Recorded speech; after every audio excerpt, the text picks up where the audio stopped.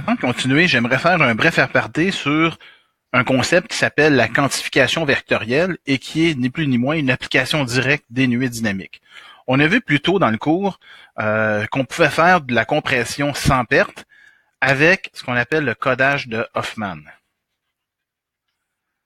Donc le codage de Hoffman utilisait la notion d'information, I de x, qui je vous rappelle est égal à moins le log, ça peut être le log naturel ou le log en base 2 de P de x, ainsi que la notion d'entropie H de x pour faire une compression sans perte. Donc, compression sans perte. Ce que ça signifie, ça veut dire qu'une fois le signal compressé, il est possible de le décompresser, de retrouver le signal d'origine sans aucune perte, donc avec tous les bits de précision. Ici, la quantification vectorielle, c'est un algorithme de compression avec perte qui est très souvent utilisé. Donc, l'idée est la suivante.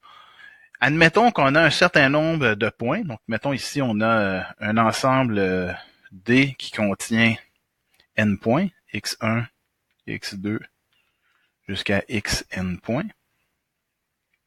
Et mettons que ça, ce sont des vecteurs. Et dans mon exemple ici, ça serait des vecteurs xi. C'est un vecteur en 2 dimensions.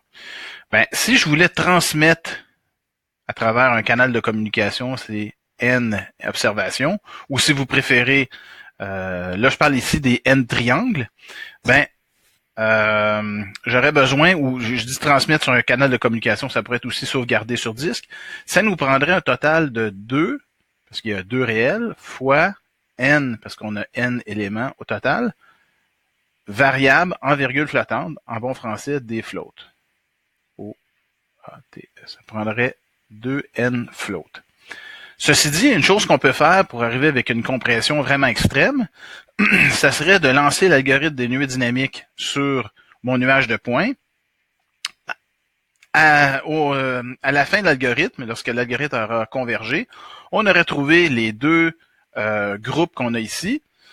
Et avec ces deux groupes-là viennent un centroïde, donc le centroïde mu1, mu0, et le centroïde mu1 ici. Donc, ce qu'on pourrait faire, c'est que chacun des triangles, donc ni plus ni moins, chaque triangle serait remplacé. Ici, chaque triangle, ça serait un vecteur xi. Donc, chaque triangle, mettons xi, serait remplacé par son étiquette ti, qui est ici 0 ou 1. Donc, ça, c'est binaire. Et puis, donc, on changerait chaque observation par son étiquette de classe et à la fin, on ne garderait que les moyennes mu0, mu1. Donc, mu0 et mu1, c'est ce qu'on appelle, je l'ai écrit ici, le dictionnaire ou en anglais le codebook. Et chaque donnée serait encodée sur un bit. Donc, est-ce que la première donnée est associée à au premier centroïde ou à l'autre centroïde? Donc, si on fait ça, on aurait remplacé on aurait remplacé D, donc je vais l'écrire ici, donc avec la compression par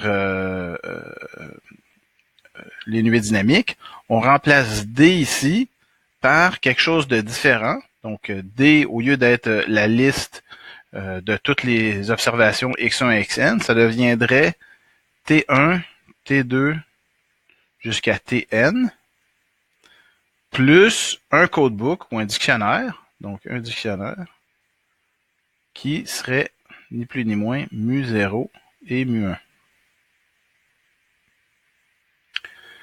Donc ici, puisque j'ai deux classes, ça serait, j'aurais besoin de n bits. Donc ça ici, c'est n bits, un bit par observation. Et ici, ben j'ai deux vecteurs d'observation. Donc ça, c'est deux réels. Ça, c'est un réel au carré. Ça, c'est un réel en deux. Donc, j'aurais besoin d'un total de 4 floats pour ça ici. Donc, évidemment, ça, c'est une compression qui est vraiment très sévère parce que ça revient à dire que chaque triangle rouge, je le remplace par le cercle rouge ici et chaque triangle vert par le cercle bleu qui est là. C'est une compression qui est assez sévère. On le voit, on est passé de 2 fois n float à n bits plus 4 float. Donc, si n est très grand, ça devient une compression qui est vraiment très extrême. Donc, même si ça paraît excessif, ben c'est le genre de choses que c'est le genre d'algorithme qu'on voit très souvent. Entre autres, pour faire de la compression d'image avec perte. Donc, laissez-moi vous donner un exemple. Par exemple, on aurait ici l'image, toujours la même que je récupère d'une vidéo à l'autre. Donc, imaginez que les premiers pixels en haut à gauche sont les suivants. Donc, des valeurs, je vous rappelle, un pixel, n'importe quel pixel a des valeurs entre 0 et 255. Et comme la portion en haut à gauche est plutôt foncée, donc ce sont des valeurs proches de 0. Alors, le premier pixel en haut à gauche aura un niveau de gris de 10, l'autre de 12, 17, etc. Donc, si je prends tous ces, ces pixels-là ici et que je les aligne pour faire une grande liste, ben j'ai ici 10, 12, 17, 15, jusqu'au dernier pixel ici en bas à droite de l'image, qui serait par exemple 15 et 11, par exemple. Donc là, ce que je peux faire, c'est regrouper par paire chacune de ces observations-là ici. Donc, 10 et 12 deviennent paires, la paire 10-12. 17 et 15 deviennent paires, 17-15. Jusqu'à la fin, donc 15 et 11. Ensuite, donc, si après avoir fait ça, ce que j'ai fait, c'est que chaque paire de points ici, donc devient un vecteur et en 2D, ça devient, donc chaque paire de points devient un point en 2 dimensions. Et donc, dans mon espace à 2 dimensions, je peux lancer l'algorithme des nuées dynamiques avec K-class, par exemple, pas nécessairement 2. Donc, chaque paire ici est associée maintenant à une étiquette de classe qui aurait une valeur entre 0 et K, par exemple.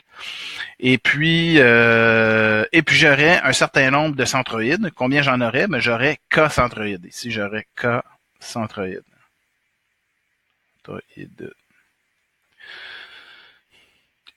Et là, ce que je vais faire, ben, chaque paire de points sera désormais remplacée par son centroïde. Comme ça permet de faire une compression qui est très sévère.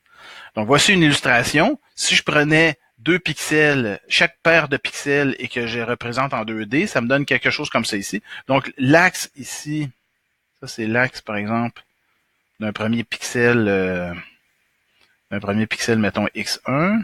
Et ça serait l'axe ici de son pixel voisin qui serait, ça serait XI. Et ça serait XI plus 1. Donc, ça serait le niveau de gris du pixel voisin. Évidemment, 2 pixels qui sont voisins ont vraisemblablement des niveaux de gris qui sont très similaires. C'est pour ça que on a la plupart de nos points tombe sur la diagonale, mais on voit qu'il y a des points qui sont en dehors de la diagonale. C'est en général des pixels qui seraient proches d'un contour. Donc, tu aurais 2 pixels voisins qui auraient des niveaux de gris très différents. C'est signe qu'il y a vraisemblablement un contour à cet endroit-là. Et là, ici, on a lancé un algorithme avec de nuée dynamique avec K centroïdes, où K est égal à 16. Donc, on voit, on a nos 16 centroïdes. Et chacun des petits points noirs peut maintenant être associé à une classe ou à un centroïde. Donc, voici un exemple peut-être un petit peu plus concret. Ici, j'avais pris un cas 2D parce qu'en 2D, on arrive à bien visualiser. Maintenant, on peut faire la même chose à plus que 2 dimensions. Par exemple, en regroupant ensemble des pixels par des petites régions 4 par 4. Donc là, ça reviendrait, si je reviens en arrière, c'est comme si j'avais pris une zone 4 par 4 comme ça ici. 1, 2, 3, 4 par 4 comme ça ici. 4 par 4. Et que donc, ça veut dire que cette région-là ici deviendra un point dans un espace à 16 dimensions.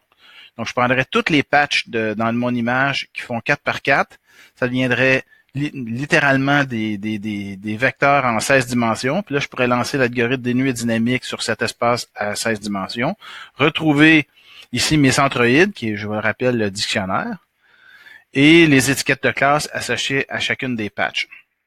Donc ici, qu'est-ce qu'on a? Ben à gauche, on a l'image de Lena, qui est une image bien connue, qui s'appelle Lena, qui a aucune compression. Donc ici, on utilise 24 bits par pixel.